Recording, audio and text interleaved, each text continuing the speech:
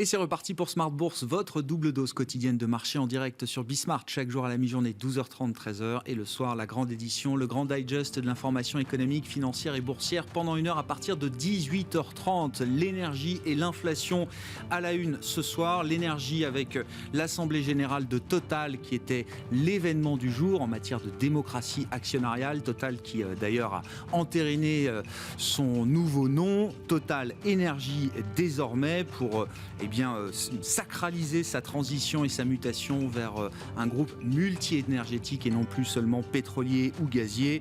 On notera par ailleurs que la résolution consultative sur la stratégie climat de Total a été validée à près de 92% par les actionnaires qui se sont exprimés. On en parlera avec notamment un actionnaire, le patron de la gestion de Mescart Asset Management, qui fait partie des actionnaires qui ont voté contre cette résolution sur la stratégie climat de Total. Il nous expliquera pourquoi dans un instant. Et puis l'inflation, c'est là aussi le sujet macro du jour, avec des chiffres d'inflation aux États-Unis qui montrent que le mois d'avril est un mois historique du point de vue des prix. Le PCE, qui mesure les prix des dépenses de consommation aux États-Unis, ressort à 3,6% sur un an. Mais si on essaye d'enlever les éléments de volatilité liés à l'énergie, liés aux produits alimentaires, liés aux effets de base annuels également, si on regarde la mesure stricte de l'inflation sous-jacente sur un mois, on est sur une progression de 0,7%, et c'est une progression historique. Il faut remonter à novembre 2001 pour voir une progression mensuelle aussi forte de l'inflation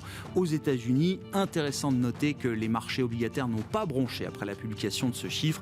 Le 10 ans américain recule même d'1 ou 2 points de base par rapport à son niveau des dernières heures. On est sous 1,60 pour le 10 ans américain ce soir. Voilà pour les sujets de Planète Marché à suivre dans quelques instants. Et puis, comme chaque vendredi soir, la leçon de trading à partir de 19h15. Christian Sanson, le responsable des formations de Bourse Direct, sera avec nous pour nous parler du SRD, le service à règlement différé.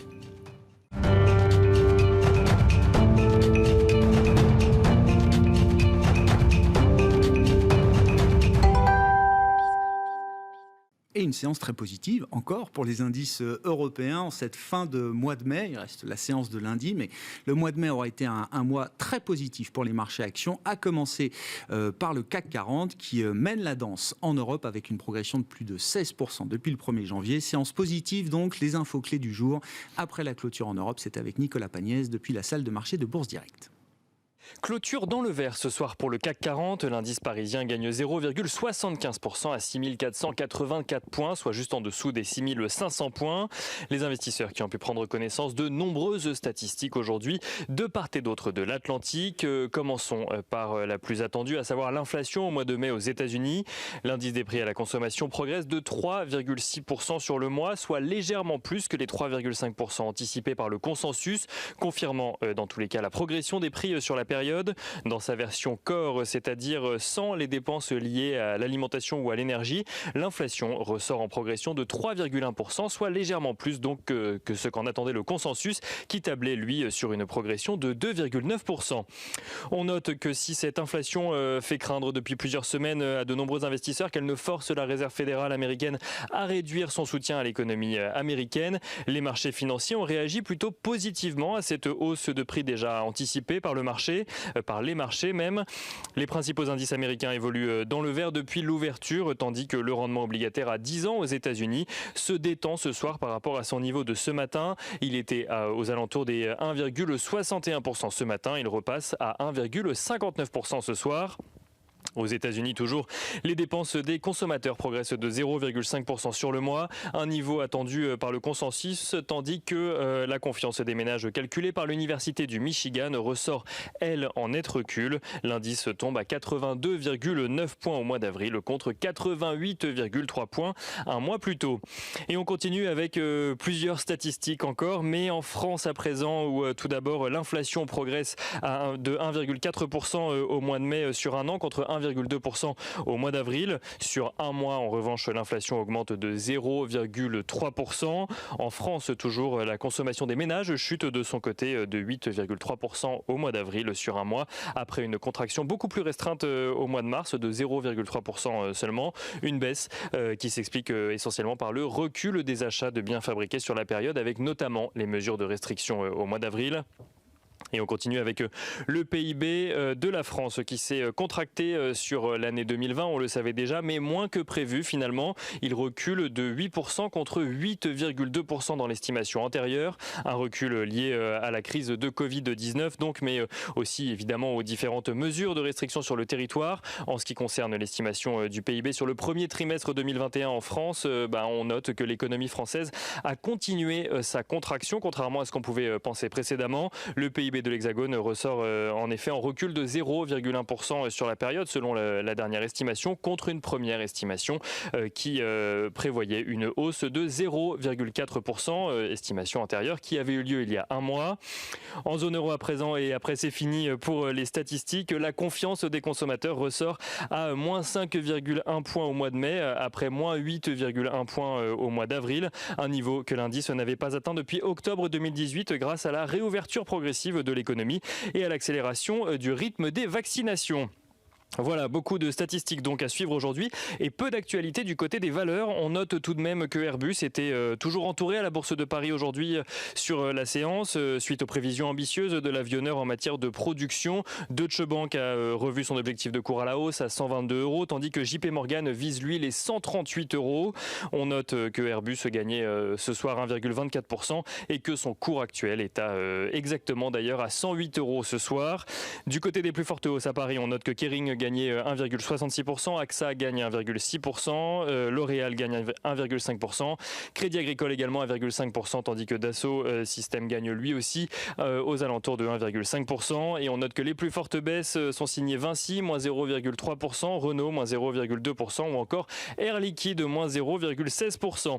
Et on finit par l'agenda de la journée de lundi. Lundi, Wall Street et la City seront fermés pour cause de jours fériés.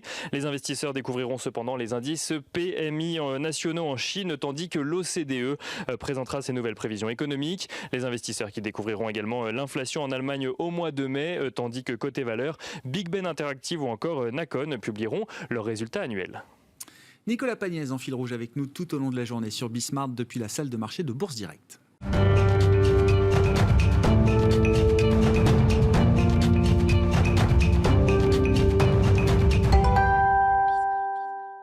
Trois invités avec nous pour décrypter chaque soir les mouvements de la planète marché. François Collet nous accompagne, gérant obligataire chez DNCA Investments. Bonsoir François. Bonsoir, bienvenue, merci d'être avec nous. Merci à Adrien Dumas de nous accompagner également. Bonsoir Adrien, vous êtes directeur des investissements de Mandarine Gestion, et Benoît Vesco qui est avec nous également ce soir. Bonsoir Benoît. Bonsoir, merci d'être là. Vous êtes directeur des investissements de Mescart Asset Management. Je le disais en introduction, Mescart AM qui est une des sociétés de gestion qui a voté contre cette résolution sur la stratégie climat de Total à l'occasion de l'Assemblée Générale des Actionnaires qui se tenait aujourd'hui. Une résolution qui n'était que consultative, mais qui était peut-être la résolution la plus importante à l'occasion de cette Assemblée Générale. Il y avait aussi Ophi Asset Management, la Banque Postale Asset Management, qui, en amont de l'AG, s'était prononcé contre la résolution en tant que telle. Des sociétés de gestion évidemment tout à fait respectables et responsables. Première question, est-ce que vous êtes déçu par le résultat du vote, puisque la résolution est adoptée à près de 92% des suffrages exprimés? Et puis, pourquoi est-ce que vous avez choisi de voter contre?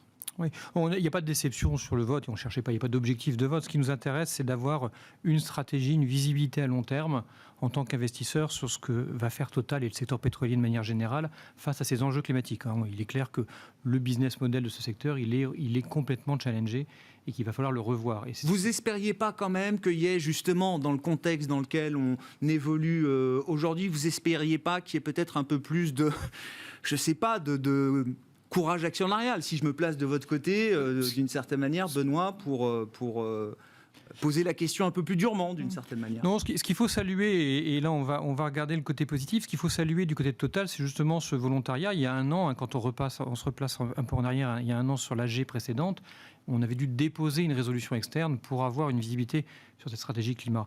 Cette année, c'est bien Total qui prend le sujet en main, et on voit bien les débats au moment de l'AG qui ont essentiellement tourné sur ce sujet. Donc on voit bien qu'il y a une prise de conscience, il y a des investissements qui sont faits. On salue clairement ce mouvement-là, il va dans le sens de ce qu'on veut voir dans cette stratégie de long terme qui doit évoluer. Donc ça, c'est le côté tout à fait positif et qui nous va bien. Et là-dessus, pas de souci. Après, pourquoi on vote contre ? confère par exemple l'Agence internationale de l'énergie, qui elle est clairement une spécialiste du secteur et qui dit il faut arrêter d'investir dans des projets d'exploration d'énergie fossile. Elle est claire, hein, et c'est très direct. Alors nous, ce qu'on demande juste à Total, il y a 2 points essentiels, c'est d'aller plus vite, effectivement. Hein. L'essentiel des investissements actuellement se font toujours dans les énergies fossiles. Il faut aller probablement plus vite.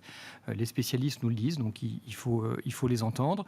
Et deuxièmement, on salue ce dépôt de résolution de la part de Total et on lui demande de poursuivre cette initiative et régulièrement, pas forcément tous les ans, mais tous les 2 ou 3 ans, de nous tenir au courant sur l'évolution de cette stratégie climat qui est essentielle. Hein. C'est-à-dire qu'on parle de 2030-2050, c'est demain quand on parle d'investissement. C'est-à-dire qu'il faut dès maintenant mettre en place ces stratégies-là. Aller plus vite, ça veut dire quoi du point de vue de Total ? Enfin, vous avez l'impression qu'ils ne vont pas assez vite dans les CAPEX, les investissements qu'ils vont déployer à destination du renouvelable. J'ai en tête le chiffre de 3 milliards par an. Oui, alors quand même. À l'inverse, c'est à peu près 80% des investissements qui sont toujours dans les énergies fossiles. Donc il y a un vrai challenge et un vrai. Parce qu'on va continuer d'en avoir besoin quand même, Benoît. Alors on va en avoir besoin bien sûr, mais regardez l'Agence internationale de l'énergie. Elle vous dit il faut arrêter et il faut investir sur de nouvelles énergies, les énergies renouvelables, hein, parce qu'elles ne se mettront pas en place, elles ne seront pas effectives si on n'investit pas dès maintenant pour être en rendez-vous de 2030 ou 2050. Donc il y a des vrais challenges et on comprend qu'ils ne sont pas simples à mettre en place, hein, parce que investir, c'est des coûts, ça demande peut-être potentiellement, c'est des risques de baisse de rentabilité. Comment vous gérez cette rentabilité à court terme pour avoir une stratégie de visibilité à long terme, c'est jamais simple. Mais on voit bien que la pression est forte et que ces entreprises, ce secteur en particulier, doit se réinventer fondamentalement. Bon, il n'a pas mâché ses mots, Patrick Pouyanné. Enfin, pour ceux qui le connaissent, ça n'étonnera personne. C'est un bulldozer, mais il a commenté le résultat du vote, évidemment, et il dit c'est la meilleure réponse. Alors, il attaque les commentateurs. C'est la meilleure réponse aux commentateurs qui prédisaient ou qui espéraient donner la part belle. Et c'est là où on en vient à vous, à ceux qui se comportent, dit-il, plus comme des activistes que comme des actionnaires. C'est dur comme nous, on est des actionnaires de long terme et on a besoin de visibilité sur la stratégie de long terme de l'entreprise, tout simplement. Et on ne pense pas que l'Agence internationale de l'énergie soit activiste. Hein. Je pense que ce n'est pas le sujet. Hein. Je pense qu'il y a des spécialistes qui analysent le secteur et qui connaissent très bien et qui mettent clairement les enjeux sur la table. Bon, il faut les écouter et on est dans le dialogue. Au contraire, on salue l'avancée qui est claire sur un an de Total. Il y a un vrai changement de paradigme, il y a des vrais investissements. On pense qu'il faut qu'ils poursuivent et c'est ça le sujet. Et on a besoin en tant qu'investisseurs, mais pas que nous, d'avoir une visibilité sur le long terme dans un secteur qui doit complètement évoluer. C'est tout. Bon, l'Agence internationale de l'énergie, on va en parler avec le rapport qui a été publié il y a 10 jours. C'est juste pour replacer, c'est une société d'experts qui a été créée à l'époque pour éclairer les choix stratégiques, énergétiques des pays de l'OCDE. Mais ce qui s'est passé chez Total aujourd'hui, il faut le replacer aussi dans le contexte des derniers jours. Adrien, la décision de justice aux Pays-Bas contre Shell, des activistes qui obtiennent 2 sièges au Conseil d'administration d'Exxon aux États-Unis, chez Chevron, des actionnaires qui arrivent à faire passer une résolution sur les questions climatiques contre l'avis de la direction et du management. Ça bouge très très vite là. Oui, je pense que ce rapport international de l'énergie, il a accéléré la prise de conscience du sujet, c'est-à-dire qu'effectivement, résumer en grande partie l'enjeu pour tous les producteurs d'énergie, il faut aujourd'hui arrêter d'investir dans les nouveaux investissements pour les solutions fossiles. C'est effectivement quelque chose d'assez simple à comprendre et qui permet effectivement de bien poser le sujet. Donc effectivement, les actionnaires se sont, je pense, bien réveillés en disant effectivement, si la ligne de conduite est celle-là et si on veut vraiment atteindre les objectifs de contraindre le réchauffement climatique à 1,5 degré, il va falloir agir rapidement. Et donc effectivement, on voit effectivement là en 3 jours des actions assez importantes, notamment aux États-Unis. Pourquoi ça se bouscule quand on est expert ou analyse de ces sujets-là, qu'est-ce qui a changé ces derniers mois pour que l'AIE en vienne à dire aujourd'hui, effectivement, stop à tous les nouveaux projets d'exploration dans les hydrocarbures. Le niveau d'émissions de 2019, ça doit être un plafond de verre absolu. Il ne disait pas ça il y a 6 mois ou il y a 9 mois, il dit ça aujourd'hui. Il y a déjà un alignement des planètes sur le contexte. C'est-à-dire qu'aujourd'hui, je pense que l'Agence internationale de l'énergie sent qu'il y a bien un terreau fertile pour que sa parole soit portée, soit entendue et que d'un point de vue politique, elle soit poussée. L'élection de Joe Biden n'est certainement pas étrangère. La prise de conscience de tous les organismes supranationaux, qu'ils soient politiques ou pas, sur ces sujets permettent, je pense, effectivement, de bien le mettre en avant et de soutenir ce scénario comme étant quelque chose à prendre en compte dans toutes les politiques d'investissement à venir. Et puis, on est dans une période de relance fiscale et budgétaire, et donc mettre ces sujets au cœur de la relance, c'est aussi une façon de le crédibiliser. Donc voilà, l'alignement de planète est là, c'est un sujet clé, il faut prendre des décisions dès aujourd'hui, et donc les actionnaires aussi se manifestent, aussi parce que derrière ces actionnaires, que ce soit les fonds de pension, notamment aux États-Unis, les épargnants, demandent aussi à ces asset managers de prendre leurs responsabilités. Donc il y a un vrai alignement pour que tout ça se fourmille et tout ça se mette en place. Et j'insiste, je pense qu'aux États-Unis, on les a toujours regardés un peu de haut en disant qu'ils étaient en retard sur ces sujets, que les sujets extra-financiers n'étaient certainement pas quelque chose sur lesquels ils étaient à la pointe. Voilà, on a la réaction, 2 assemblées générales des 2 plus grands INP américaines, avec un activiste qui prend 50 millions d'euros d'exposition, de dollars d'exposition à Exxon, et qui arrive à bousculer le conseil d'administration en faisant élire 2 administrateurs, plutôt des grands spécialistes des sujets de transition écologique et énergétique, et ça va certainement accélérer la stratégie d'Exxon. Avec 50 millions, ils ont pris 2 sièges au conseil. Oui, c'est-à-dire qu'ils ont réussi à convaincre autour d'eux. Ouais, j'entends bien. Et surtout avec 2 profils dont c'est intéressant, une Suédoise qui s'appelle Kaisa Itala, qui travaille chez Neste Oil, donc un ancien opérateur pétrolier finlandais, qui est un des très bons exemples d'entreprise qui a réussi complètement à basculer sa transition, puisqu'aujourd'hui ils font 90% de leurs résultats dans la production de diesel renouvelable. Donc voilà, ils sont allés chercher des bons profils, ça a convaincu, et on arrive à ce qu'ils soient au bord d'Exxon. Et ça veut dire que cette contrainte-là, elle va s'imposer aussi pour des pétroliers américains qui n'ont pas forcément tout à fait les mêmes contraintes, en tout cas qui ne baignaient pas jusqu'à présent dans le même environnement politique que nous en Europe, où on affiche cette volonté de leadership sur les questions de net zéro et sur les questions climatique. Ça, c'est la vraie question, c'est qu'ils vont être 2 dans un board de 12, donc on va voir quel niveau d'influence ils arrivent à avoir et à faire progresser le board d'Exxon sur ces sujets. Ce qui est sûr, c'est que j'insiste, l'alignement politique est là. C'est-à-dire qu'aux États-Unis, on a quand même quelqu'un à la tête aujourd'hui du pays qui a bien compris que c'était la priorité, que ça devrait permettre aux États-Unis de reprendre le leadership sur un sujet qui va devenir un sujet de maîtrise technologique. C'est maintenant que se joue en fait la domination technologique, peut-être des 30 à 40 prochaines années, sur ces nouvelles industries. Donc les États-Unis l'ont compris, on l'a bien vu dans le plan infrastructure, qui fait la part belle à la relocalisation et la nécessité de redévelopper des savoir-faire sur tous ces sujets-là. Donc voilà, je pense que oui, c'est le bon moment, et on va devant de nombreux exemples d'activisme, ou en tout cas de prise de position sur ces sujets. Restons encore un peu sur ce sujet-là, mais François, vous êtes gérant obligataire, on va parler de l'inflation conjoncturelle du moment, mais un des grands arguments pour ceux qui défendent l'idée qu'on aura à terme, sur du long terme, plus d'inflation, que le régime d'inflation va changer, c'est l'argument de la transition énergétique. C'est-à-dire qu'on est en train de comprendre le coût que ça représente à court terme, c'est des horizons 5-10 ans effectivement qui sont devant nous, et que cette transition énergétique, elle va se refléter dans un régime d'inflation qui sera peut-être différent de ce qu'on a connu les décennies précédentes. Comment vous évaluez cet argument, François ? Je le partage. C'est certain qu'on a quelques arguments qui sont structurels pour voir une inflation au cours de la prochaine décennie plus importante. Celui-ci fait partie des 3-4 gros arguments qu'on peut mettre en avant. Néanmoins, je pense qu'il faut quand même réfléchir à la façon. Il est indéniable que ce sera un coût. La question, c'est qui est-ce qui va le supporter ? Est-ce que c'est le consommateur ou est-ce que c'est le contribuable ? Puisque ça peut tout à fait passer par des subventions aux énergies renouvelables, avec un système de bonus-malus finalement qui font que on subventionne les énergies renouvelables, on en fait baisser le coût, et donc finalement on les rend plus compétitives contre les énergies fossiles, et donc finalement ce sera dans ce cas de figure le contribuable et non le consommateur qui paiera. Et sachant qu'on est en plus dans un environnement politique qui est je dirais assez laxiste au niveau du déficit public, on a plutôt l'impression qu'on cherche à trouver des idées d'investissement pour augmenter la dépense publique. Il ne me paraît pas du tout inenvisageable que le contribuable en paye une bonne partie. Ouais.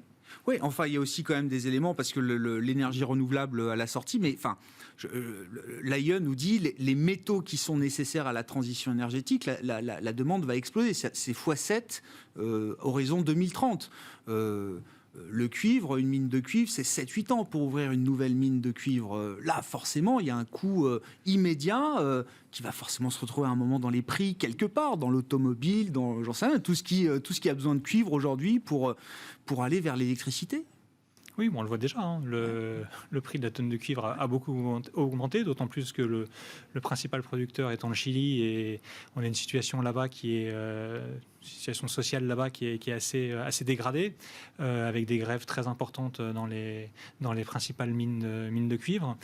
Donc on a une augmentation du prix du cuivre qui se ressent sur une bonne partie de la chaîne de production. Et effectivement, on commence les chiffres d'inflation qu'on citait tout à l'heure aux États-Unis incorporent déjà ces goulots étranglements qu'on a sur certaines matières premières. Je voulais qu'on revienne aussi sur le risque légal, parce qu'on l'a dit d'un mot, mais c'était quand même la grande nouvelle de la semaine, pour rester sur la thématique climat, avec Shell condamné par un tribunal néerlandais pour son inaction, son manque d'ambition, notamment en matière de réduction de gaz à effet de serre et de stratégie climat. Alors, il n'y a pas de pénalité financière à ce stade, mais c'est quand même un avertissement majeur. C'est le risque ultime qui avait été identifié par Mark Carney, quand il nous parlait de la tragédie des horizons, les risques financiers liés à la crise climatique, il y a le risque physique des catastrophes naturelles, il y a le risque de la transition avec les actifs échoués, les stranded assets, comme on dit en anglais, et le risque ultime, c'est le risque juridique qui est en train d'arriver et d'éclater au grand jour. Comment vous avez reçu cette nouvelle, Benoît, et est-ce que c'est quand même un sujet qui peut façonner beaucoup de choses différemment demain, quand même? Oui, c'est une série d'avertissements à différents niveaux qui sont très forts pour ces industries. Qui vont très vite. Évidemment, il est compliqué à mesurer parce que c'est une alerte d'abord, mais ils vont dans le sens, et ce qu'on disait nous justement à l'AG, ils vont dans le sens d'une accélération des investissements pour aller au plus vite face à cette transition. On a des réglementations, notamment en Europe, qui sont en train de se durcir, de se complexifier sur ces sujets-là, aussi bien du côté des entreprises que du côté des investisseurs, où on nous demande de plus en plus de tracer nos investissements, de reporter sur ces sujets-là. Donc on voit bien qu'il y a une direction vers laquelle tout le monde doit aller, alors qui est la bonne, à notre sens, sur laquelle il faut de toute façon avancer parce qu'on a des enjeux climatiques et sur lesquels on ne peut pas attendre. Mais voilà, qui va aller le plus vite? Évidemment, si c'est le côté juridique qui va le plus vite, ça devient un problème. Ouais. Donc il faut aussi bien côté investisseur que côté entreprise aller vite. Il faut aussi regarder ça comme une opportunité. C'est une thématique de croissance pour les années à venir qui est extrêmement puissante selon nous.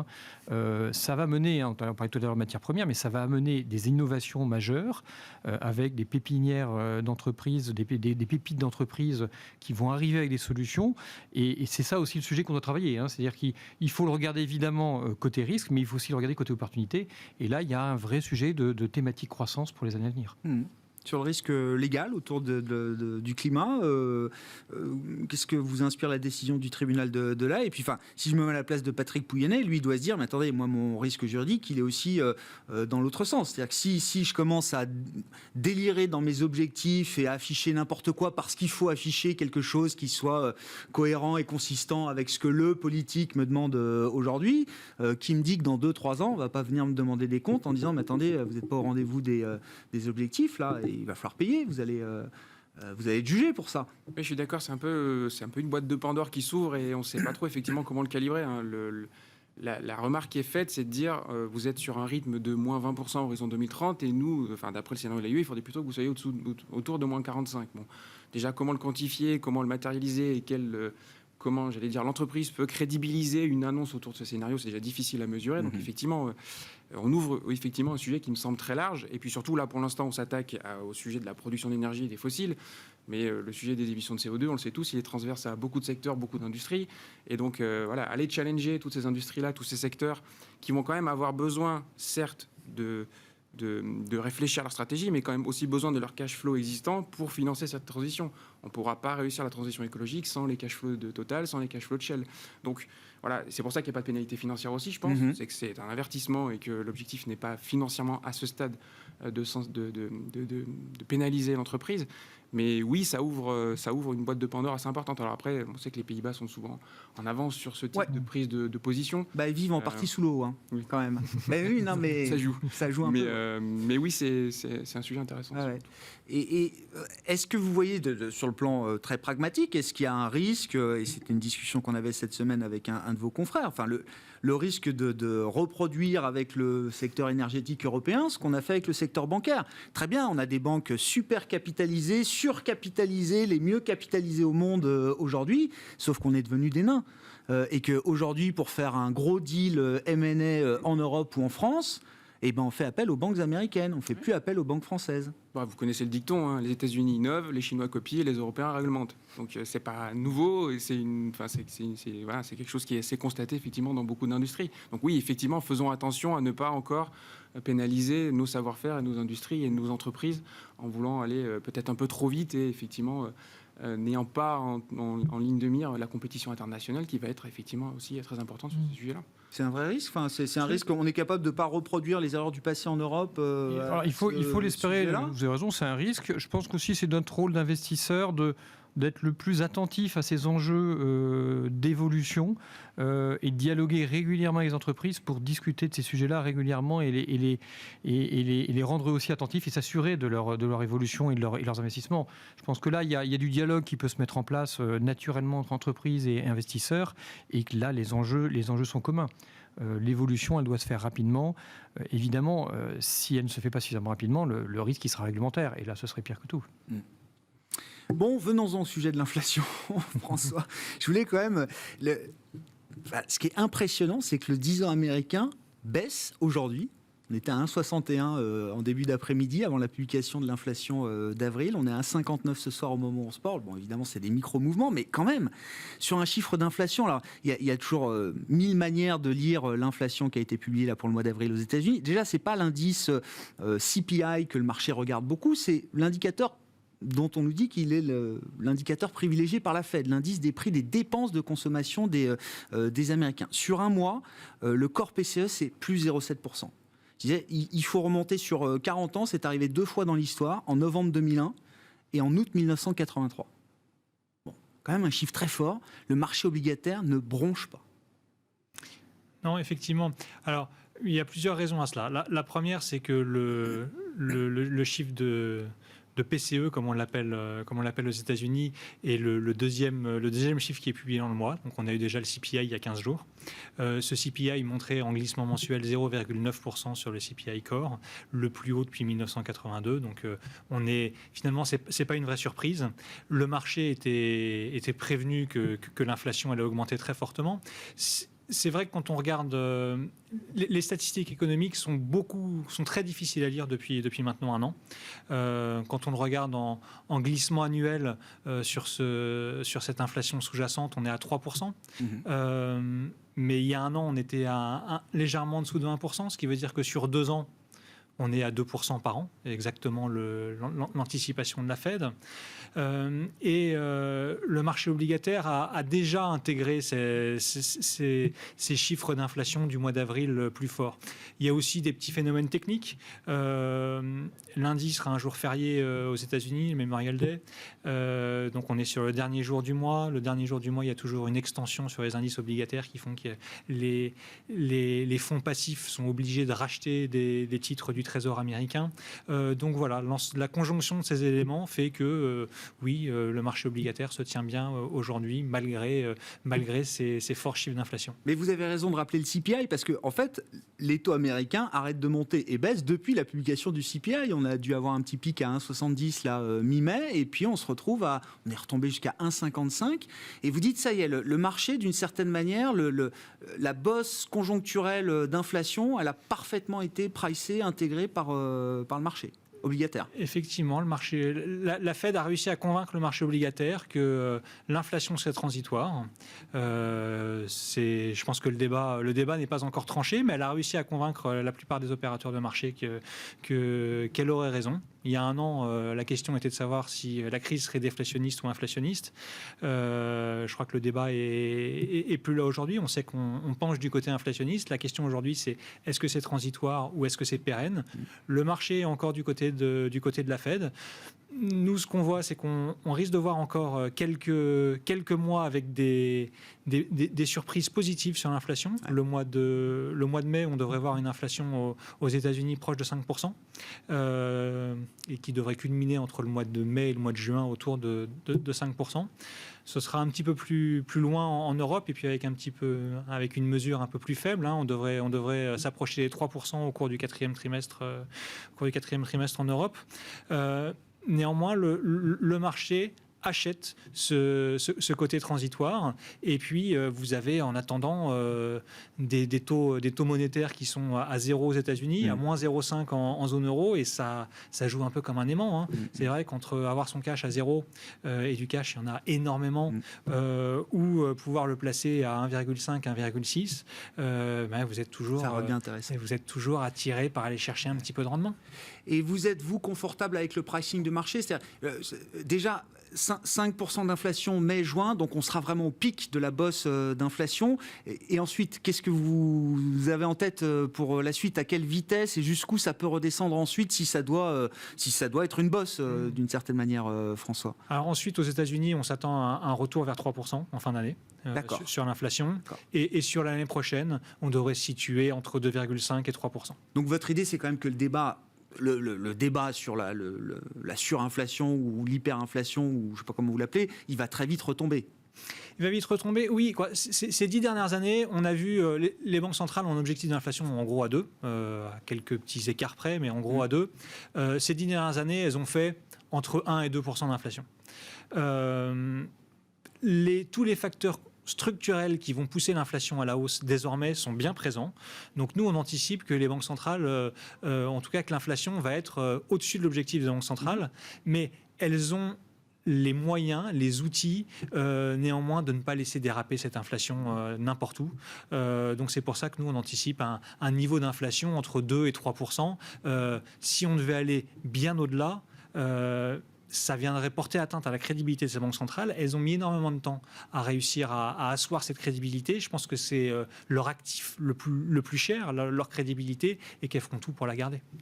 Et donc, si on suit votre idée, avec la position de la Fed aujourd'hui, ils ne font pas d'erreur pour l'instant, ils sont crédibles, et deux, il n'y a pas de raison que le tapering, au moment où il sera signalé, est-ce que ce sera en juin ou plus tard, on peut en débattre, mais au moment où le tapering sera signalé, il n'y a pas de raison que ça effraie le marché. Non, on est dans une situation qui est assez différente de celle de 2013, où on a vu également un tapering, et on parlait à l'époque du taper tantrum. Je pense que cette année, on aura le tapering en deuxième partie d'année, mais il ne faut pas oublier qu'on a eu le tantrum pendant le premier trimestre, en fait. Donc le marché a déjà anticipé. C'est le rôle du marché d'anticiper les choses. Il a anticipé ce tapering, l'a fait des très téléguidée, elle a bien conscience de l'impact qu'elle a sur les marchés financiers, elle veut tout faire pour éviter une catastrophe sur les marchés qui se répercute sur l'économie et donc qui la pousse elle-même à faire machine arrière. Donc elle y va très très progressivement, on l'a vu dans les minutes de la fête du mois d'avril, ils commencent à parler du fait qu'ils vont réfléchir, à parler du fait d'y réfléchir. On dérive. Exactement. C'est très téléguidé. On arrivera un tapering fin d'année 2000 qui va commencer en fin d'année 2021, début d'année 2022. Le timing est précis et difficile à estimer, sans doute pour eux également. Mais on est sur un langage téléguidé. Ils veulent surtout que les marchés aient anticipé les choses à l'avance. Et je pense qu'effectivement, ils sont assez clairs dans leur communication aujourd'hui. Bon. Sur l'inflation, Benoît, et sur la stratégie des banques centrales et de la Fed en premier lieu, est-ce que vous êtes rassuré, inquiet ? On sent quand même que la Fed semble peut-être un peu plus crédible qu'il y a quelques mois, quand le marché obligataire s'excitait un peu, jusqu'à février-mars. Et est-ce que même l'idée de l'inflation est un peu refroidie aujourd'hui voit les matières premières qui se calment un peu. On a bien ce scénario de goulot d'étranglement qui fait surréagir l'inflation à court terme, qui est lié à cette réouverture graduelle de l'économie et l'offre et la demande qui ne se rencontrent pas parfaitement tout de suite. Donc ça, c'est pour nous un épisode passager. Alors, on rentre quand même dans un monde inflationniste. Je pense que les banques centrales, elles ont fait leur choix entre un monde déflationniste et un monde inflationniste. Elles ont choisi leur camp. Le monde déflationniste, on l'a vécu ces 10-15 dernières années. La Fed a choisi son camp. La BCE aussi. La BCE, on peut revenir en arrière. De 2013, c'était le taper tantrum et la Fed l'a bien en tête et elle va préparer le marché, c'est clair. La BCE, elle a en tête 2011 et la hausse des taux un peu rapide de l'inflation suite au redémarrage de la croissance après la crise 2008 et qui avait été au final une erreur. Donc là aussi, je pense que le débat, il est clair à la BCE et on va pas surréagir. Et du côté des autorités et des gouvernements, là aussi, pas de politique budgétaire restrictive, on relance à tout prix. Donc on rentre dans un monde inflationniste, c'est vrai, c'est pas forcément une mauvaise nouvelle. En fait, c'est peut-être une économie qui fonctionne à nouveau de manière plus saine que dans une économie déflationniste. À court terme, on a un effet un peu transitoire, et puis les choses vont se normaliser. Et effectivement, l'inflation pourra repartir, mais si elle repart, ça sera dans quelques années. On a un peu de temps. Un monde inflationniste avec une inflation qui dérape, c'est un cycle de croissance économique qui arrive à son terme, une fin de cycle économique, on n'y est pas encore. Même si on peut imaginer un cycle peut-être beaucoup plus rapide que les précédents. Oui, on peut, mais on n'est pas encore en fin de cycle. Ouais. Et donc, à ce stade, sur la partie action, vous restez... l'ambiance, l'environnement reste favorable, constructif. Ça justifie même peut-être de garder des positions sur, je sais pas, les dossiers value, les dossiers qui sont plutôt qui réagissent positivement à l'inflation. Ça reste pour vous Alors oui, c'est évident. Sur le marché action, on a une hausse qui est très sympathique depuis le début de l'année. Le CAC 40 qui caracole en tête à plus de 16% comme ça à fin mai, c'est très impressionnant. Ça incite quand même à la prudence à court terme. On ne va pas tenir le rythme, on le sait, on s'en doute. Donc il ne faut pas croire que les marchés vont poursuivre comme ça. Donc il faut être un peu plus mesuré.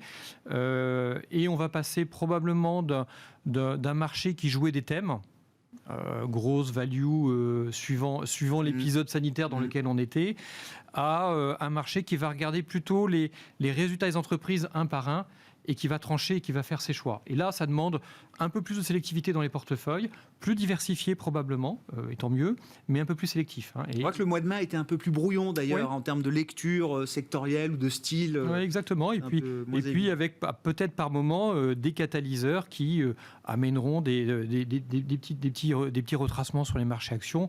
Ce qui n'aurait rien d'inquiétant et ce qui ne remettrait pas en cause une tendance globalement haussière sur les marchés actions. Bon, sur l'inflation, je ne sais pas ce que vous voulez ajouter, Adrien. Est-ce que vous êtes d'accord avec ce qui a été dit comme le débat se calme un peu, quoi. Le marché obligataire et le marché action sont vraiment bien corrélés. Le CPI est sorti mi-mai. Depuis, on a plutôt effectivement un marché qui est moins pro-secteur cyclique, moins pro-secteur financier. Et effectivement, un retour plutôt plus équilibré entre la croissance, les cycliques et les défensives. Et donc, je suis d'accord, un retour plutôt de la sélectivité qui est agréable pour plutôt des stock pickers. Mais ce qui est intéressant, c'est qu'il y a quand même encore sur des dossiers spécifiques, Airbus par exemple, on voit quand même que l'annonce de la remontée des cadences sur la 320 notamment, qui est un programme vedette, il y a encore des nouvelles qui peuvent surprendre le marché positivement. C'est-à-dire que même si on est à près de 6005 sur le CAC, que tout a quasiment rattrapé, que la croissance tient bien, on pourrait avoir un peu le sentiment de vertige. Non, sur des dossiers spécifiques, il y a encore des nouvelles qui ne sont pas totalement intégrées par les investisseurs. Oui, parce qu'il y a encore beaucoup de secteurs où on ne mesure pas encore toutes les conséquences en fait, de la crise sanitaire qu'on vient de vivre. Et le transport aérien est toujours un secteur sur lequel on se pose quelques questions sur le retour ou pas à quelque chose de normal, à un trafic aérien en croissance de 4-5% par an. Quelle part du tourisme à revenir? Est-ce que la transition écologique va avoir un impact sur les courts courriers, par exemple? Donc tous ces débats-là, oui, ils sont toujours présents et ils impactent un peu la valorisation de ces secteurs. Et toute bonne nouvelle ou toute nouvelle qui tendrait à revalider un retour à la normale, effectivement, est plutôt saluée. Dans le cas d'Airbus, il y a un peu ça. Il y a aussi pas mal d'éléments spécifiques dans la mesure où, effectivement, cette gamme A320, déjà, c'est nettement la plus rentable de la gamme d'Airbus. Deuxièmement, elle bénéficie quand même d'éléments structurels importants. Le premier, c'est du monocouloir. C'est vraiment le format qui est de plus en plus apprécié par les compagnies aériennes. La gamme d'Airbus est en face de la gamme de Boeing qui a subi quelques petits problèmes. Vous vous rappelez tous les déboires sur le 737 MAX notamment, donc qui est plutôt une gamme qui est en train de gagner des parts de marché à l'international, avec en plus un produit chinois qui visiblement ne rencontre pas son marché. Et puis, ce qu'on entend de la part des compagnies aériennes, c'est que cette nouvelle gamme, elle consomme vraiment moins de kérosène et donc elle est beaucoup plus rentable pour les compagnies aériennes. Donc, il y a un sous-jacent structurel important pour cette gamme-là, et donc la revue en hausse des cadences, alors, elle était quand même attendue. On sait très bien qu'Airbus communique très en amont pour que toute la chaîne de fournisseurs puisse s'adapter, puisse recruter, parce que passer de 45 avions à 64 avions dans 18 mois, ça demande de gros investissements pour beaucoup de fournisseurs. Donc voilà, c'est une bonne nouvelle, mais qui est, moi je pense, quand même très spécifique à Airbus. Ouais, et au programme A320 qui a beaucoup de qualité pour des compagnies aériennes qui retrouveront peut-être pas tous leurs clients dans les prochaines années, mais qui peuvent se pencher vers le patron d'IATA, par exemple, il a rien compris du coup de ce point de vue-là. Non, mais s'il a réagi, je sais pas pourquoi on l'a interrogé. Willie Walsh, c'était l'ancien patron de IAG, British Airways. Il dit, je pense pas qu'il y aura un besoin pour tout ce que Airbus va produire. Il dit, de toute façon, leur métier c'est de vendre, et donc ils essayent de vendre au maximum, mais ils n'y arriveront pas. Mais il ne comprend pas que c'est spécifique à l'intérêt du programme A320. Oui, tout à fait. C'est pas un signal. En tout cas, moi, c'est pas comme ça que je l'interprète. Et ce niveau de confiance d'Airbus, j'insiste, il est très important pour toute la chaîne de valeur. On parlait tout à l'heure de goulot d'étranglement. C'est un vrai gros sujet. On se rappelle quand même qu'en 2006, les montées en cadence chez Airbus avaient causé beaucoup de problèmes. Donc là, ils veulent s'éviter ça, avoir une vraie visibilité avec quelques fournisseurs qui ont quand même aussi des bilans assez tendus. Ils ont d'ailleurs dit qu'ils étaient là pour les aider s'ils avaient besoin. Donc voilà, c'est redonner de la confiance et effectivement un programme très spécifique qui est en gain de part de marché. Je ne pense pas qu'il faut effectivement l'extrapoler à un retour à la normale, on va dire, complète du secteur aéronautique. Des secteurs où vous avez envie de prendre un peu de risque aujourd'hui, Benoît, tout ce qui est lié à la réouverture, loisirs, tourisme, aérien. Alors ils ne sont pas simples à prendre un portefeuille, et on est surpris par ces bonnes nouvelles, mais ça montre fondamentalement qu'on peut être surpris favorablement par la vigueur de cette reprise économique. On vit des plans de relance d'une ampleur inédite, et donc quelles vont en être les conséquences? Potentiellement, elles peuvent être très fortes sur la croissance, avec un réservoir de consommation qui ne s'est pas encore totalement exprimé, loin de là. L'économie, elle n'est pas totalement réouverte. Donc, il faut être attentif à cette surprise par le haut, si je puis dire, d'une économie qui, en fait, redémarre et est beaucoup plus vigoureuse que ce qu'on imagine, nous, de manière un peu classique, en comparant avec d'autres périodes de reprise. On sous-estime toujours les phases de reprise et encore plus quand ce sont des phases de reprise extraordinaires comme celle-là. Ce sera vrai pour l'Europe aussi, François? C'est vrai que là, on a vu des petites révisions en baisse des PIB premier trimestre. Bon, je sais que ça ne change pas grand-chose à la toile de fond, mais quand même, alors qu'on avait l'impression que tous les chiffres là, du passé récent étaient révisés en hausse à l'occasion des estimations finales, là, et notamment le PIB français, c'est une révision assez forte. Oui, c'est une révision assez forte, mais on a eu une année 2020 qui a été révisée à la hausse. Je ne pense pas que ça change la trajectoire de croissance pour l'année 2021. Les prévisions de Bercy sont même, j'aurais tendance à dire, plutôt conservatrices, à 5% de croissance. On a, avec la réouverture de l'économie, ce qui est réinjecté encore en termes de dépenses budgétaires, la consommation américaine qui va également tirer la croissance mondiale. On est à notre avis, sur une trajectoire assez forte. Après, oui, ce cycle est surprenant. Il est très différent de tous les autres cycles. Je pense qu'on a eu une récession très différente de toutes les autres récessions, bien plus rapide, bien plus forte. La reprise est bien plus rapide, bien plus forte. Elle sera sans doute également plus courte. Ce qu'on voit aux États-Unis déjà sur le marché du travail, c'est toutes ces entreprises qui ont des difficultés pour recruter. On n'est clairement pas encore en fin de cycle, mais... Un an après la crise. Ouais, un an après la crise, mais on a sans doute déjà passé le milieu de cycle. Alors, milieu de cycle, je parle en termes de PIB, pas forcément en termes de temps. Mais ça va être compliqué d'extrapoler cette reprise, ce rythme pour l'année prochaine, notamment aux États-Unis, les États-Unis qui sont bien en avance sur l'Europe. Sur l'Europe, on a 18 mois de visibilité devant nous. Les États-Unis, on avait 18 mois devant nous, qu'on a consommé. et on en a déjà consommé. Oui, c'est ça. Et sur l'Europe, la visibilité, ça donne quoi? Enfin, là aussi, la remontée des rendements obligataires, c'est une bonne nouvelle pour l'Europe à ce stade, parce qu'au sein de la BCE, visiblement, c'est quand même un débat sur l'analyse. L'Italien Panetta nous dit, oulala, ce qui s'est passé quand même depuis le dernier meeting, parce qu'on a vu le 10 ans allemand, à un moment, on le voyait presque positif. Enfin, on l'a vu quasiment à zéro et on n'y est pas allé. Et à ce moment-là, Panetta, il dit, oula, ça, c'est quand même à ce stade de la reprise. C'est un resserrement non souhaité des conditions financières. En langage de banquier central, c'est quand même un petit warning. Alors que l'allemand Schnabel nous dit non, pas du tout. C'est la trajectoire, l'optimisme retrouvé, les perspectives macro qui enthousiasment les investisseurs et qui leur permet d'aller prendre du risque ailleurs. Bon, ça fait longtemps qu'on a une dissension entre Allemands et Italiens au sein de la BCE, ça c'est pas nouveau. J'aurais quand même tendance à être plutôt de l'avis de l'allemande pour le coup. Pourquoi? Parce que quand on regarde les indices de conditions financières en zone euro spécifiquement, on est au plus haut depuis 2014. Ça veut dire que les conditions financières sont les plus accommodantes en zone euro depuis 2014. Et dire que cette légère remontée des rendements obligataires et qui se fait en plus uniquement pour l'État allemand. Pour les entreprises, on a un resserrement des spreads de crédit qui fait que finalement, ça touche assez peu les entreprises. Je trouve que c'est aller un petit peu loin. Est-ce que ça veut dire qu'il craint l'italien que la BCE et l'Europe reproduisent les erreurs des crises précédentes, c'est-à-dire sortir trop vite des politiques de soutien, ne pas en faire assez, pas assez longtemps?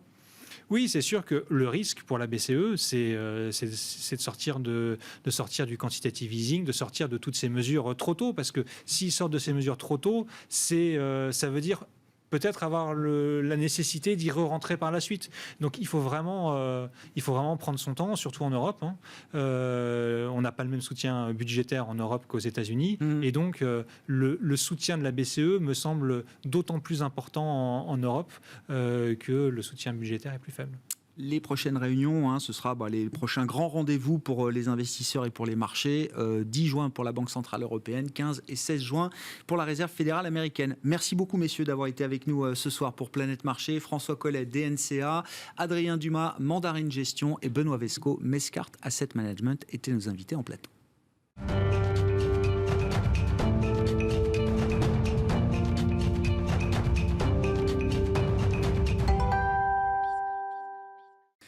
Et tout est prêt pour la leçon de trading du vendredi soir dans Smart Bourse avec Bourse Direct. Christian Sanson est à son poste. Salut Christian, merci d'être là, le responsable des formations chez Bourse Direct, donc au tableau avec votre paperboard. On va parler du SRD, vous voulez nous parler du service à règlement différé aujourd'hui, mais d'abord il faut revenir peut-être sur les différents types d'ordres. Vous vouliez revenir sur l'ordre d'achat au comptant, c'est ça Christian?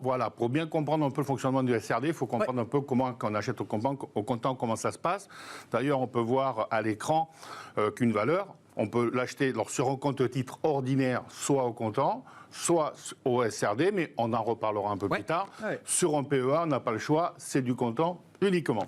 Alors, je vais prendre comme hypothèse un investisseur qui a 20 000 euros, d'accord, sur son compte titre ordinaire ou PEA, de cash, d'espèces, et qui a 5 000 euros de titres, je sais pas, de FCP, d'actions, etc. Imaginons qu'il ait acheté au comptant 100 actions Bouygues, d'accord, à 60 euros. C'est pas Danone? Danone, pardon. Oui. Danone, oui, c'est BN. C'est pas grave, c'est pas EN, c'est BN. Donc 100 actions Danone à 60 euros. Donc son montant d'achat brut, c'est 6 000, vous êtes d'accord? Donc ça, c'est le montant brut. Ensuite, il faut bien que Bourse Direct vive. Donc, il y a les frais de Bourse Direct, 0,09%. Donc, ça fait 5,40 €. Voilà. Et quand on achète au comptant, en fait, certaines valeurs qui font partie du compartiment A, dont le siège social est en France.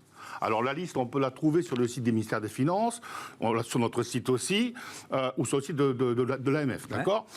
On doit payer à l'État la taxe des transactions financières, qui est de 0,3% du montant brut, donc 18 €.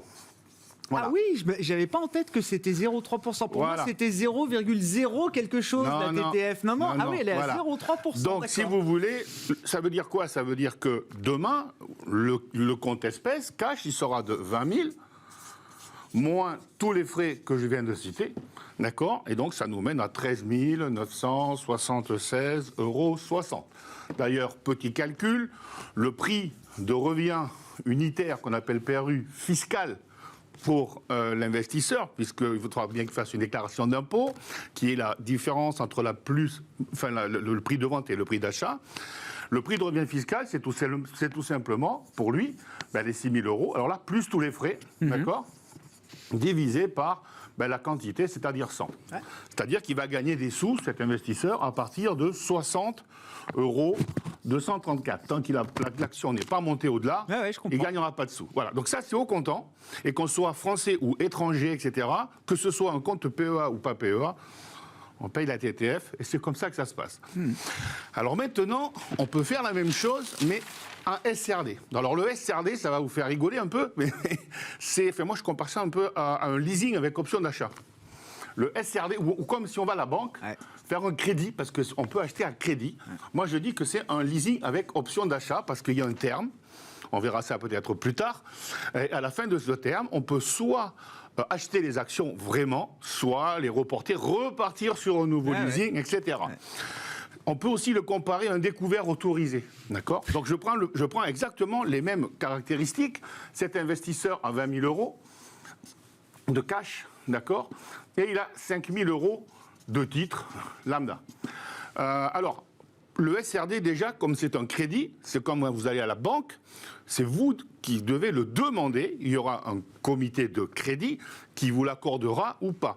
Il y a un questionnaire investisseur, personne physique ou personne morale, à remplir. C'est le ministère des Finances qui veut ça. Parce que comme c'est un crédit, il faut bien faire attention. Bien sûr. Il faut se déclarer pour obtenir le droit d'utiliser ce service à règlement différé. Alors, notre service contrôle à nous, après le petit comité, vous dira oui ou non, vous ferez du SRD. En fonction des réponses que vous avez données, du patrimoine, de vos connaissances boursières, etc. Lors de ce crédit, en fait, on va vous accorder un levier. Un levier qui va de 1, c'est-à-dire pas de levier, mais on peut faire du SRD sans levier. D'ailleurs, les gens qui veulent commencer, je dis, commencez à faire du SRD sans levier, parce qu'on peut commencer à faire des ventes à découvert, etc. Chose qu'on ne peut pas faire au comptant, d'accord, qui peut aller de 1 à 5, voilà. D'accord. Maximum 5. Donc, dans mon hypothèse, je vais prendre 4, d'accord? En fait, quand on va faire un crédit, quand on fait un crédit, quand on va à la banque, qu'est-ce qui se passe? On vous demande des garanties. Donc, ça va être votre garantie. Vous allez déposer cette somme. Donc, ce que vous avez chez Bourse Direct, c'est une garantie. Alors, si je prends un levier 4, d'accord, ça veut dire que les 20 000 € de cash vont vous donner le droit de vous engager sur 4 x 20, 80 000 €. D'accord? Les 5 000 € de titres vous donnent le droit de vous engager. Alors, on va diviser le levier par 2. Parce que les titres... Parce que ce sont des titres, oui. C'est pas du cash. Se casser la figure. Pas du cash, voilà, bien sûr. Ce sont des titres. Donc, ça fera 10, d'accord? 10 000. Et c'est là, voilà. Et donc, ça veut dire qu'avec votre apport personnel sur votre compte titre ordinaire de 20 000 de cash et de 5 000 de titres, l'investisseur, dans ce cas-là, peut s'engager à hauteur de 90 000 €. C'est comme si vous achetiez une maison, vous allez à la banque, vous avez votre salaire, je ne sais pas moi, de 50 000 €, et vous achetez une maison à 30 000. Vous avez un levier 8, d'accord? Enfin, non, 6, d'accord. Donc c'est ça. Donc c'est un engagement. D'ailleurs, il y a un comité d'engagement qui va vous accorder ou pas le fameux SRD. Alors c'est là le problème, excusez-moi l'expression, mais il y a des investisseurs, quand ils voient qu'ils ont 90 000 € de crédit autorisé, excusez-moi, ils pètent les plombs. Et donc, du coup, ils se disaient, chouette, au lieu d'acheter 100 Danone, je vais en acheter 300. Non, bien sûr, ce n'est pas le but. On verra lors d'une formation ultérieure le risque de mettre tous les œufs dans le même panier. D'ailleurs, on ne peut pas aller plus de 70% sur la même valeur. Ça veut dire quand même que, je reviens à votre petit questionnaire qu'il faut envoyer aux autorités pour avoir le droit d'utiliser le SRD. C'est quand même un filtre efficace. Ça permet quand même de filtrer et de garder des investisseurs qui ont conscience des risques qu'ils vont prendre. C'est surtout, oui, pour évaluer un peu la situation financière et les connaissances. Voilà. Si vous arrivez chez Bourse Direct ou même ailleurs, vous dites, voilà, j'ai 2 000 €, je veux un levier 5. On dira non, d'accord? Voilà, il faut quand même rester responsable, parce que c'est dangereux du moment où on met tous les œufs dans le même panier. Voilà. Alors, je vais faire la même chose que tout à l'heure. Au lieu d'acheter mes 100 Danone au comptant, je vais les acheter en SRD. Donc je vais passer un achat de 100 Danone, oui c'est ça, je ne sais pas pourquoi j'ai Bouygues dans la tête, à 60 €. Et en fait, maintenant, tout ce qu'on va faire, ça va venir en moins de l'an. C'est comme si vous puisiez dans votre crédit revolving. Très clair. 6 000 €. Très clair. D'accord ? Voilà. Donc, il va vous rester combien ? 84. Voilà. D'accord ? Donc, ça, c'est la première chose.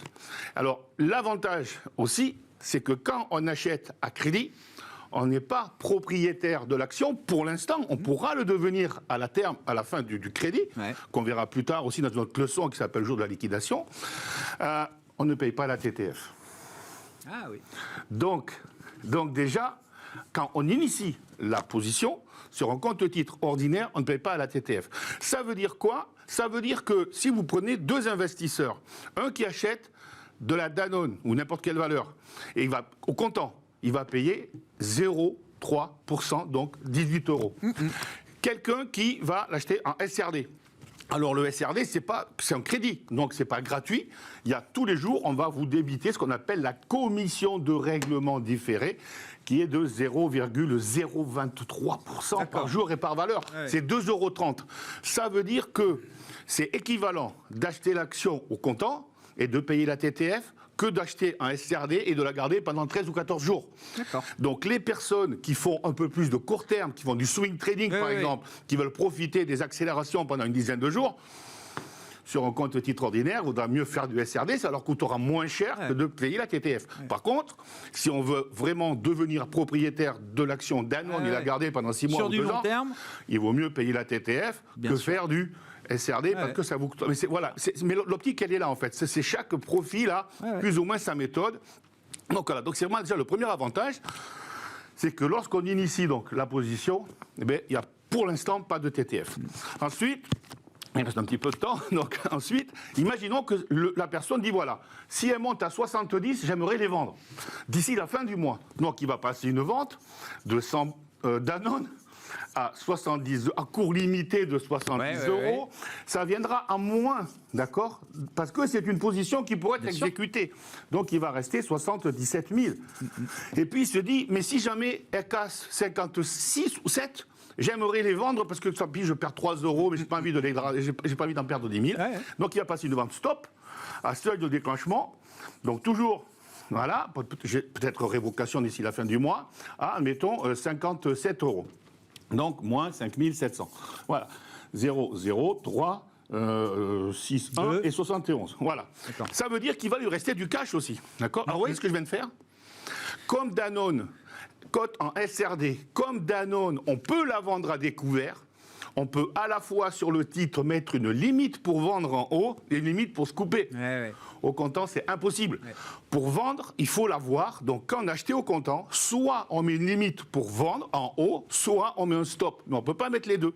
Sur certaines valeurs, celles qui sont éligibles en vente à découvert, on peut faire les deux. J'ai une dernière question pour conclure, puis on prolongera parce qu'il y a d'autres éléments à apporter sur le SRD. Est-ce que toutes les valeurs sont éligibles au SRD ? Non, pas toutes. Il y en a combien ?